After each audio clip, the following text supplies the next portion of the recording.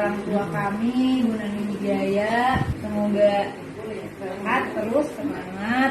Kondisi terbaru pemeran sinetron Bajai Bajuri, Nani Wijaya, pendarahan otak dan ingatannya terus menurun.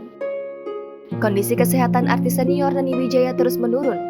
Kondisi terbaru mengalami pendarahan otak dan ingatannya terus menurun. Putri Nani Wijaya, yakni Nina Kartika, mengabarkan kondisi terkini kesehatan sang ibu.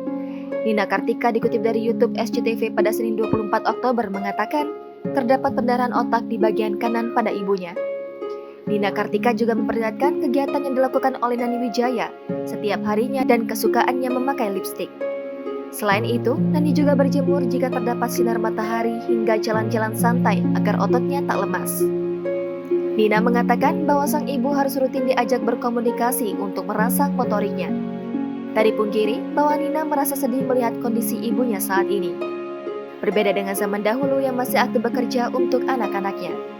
Kini, giliran Nina dan para saudaranya yang merawat Nani, meskipun merasa tak tega. Namun, Nina mengerti bahwa ada hikmah dari Sang Pencipta. Hal terpenting baginya adalah ia dan anak-anak Nani yang lain bisa menjadi penguat untuk sang ibu.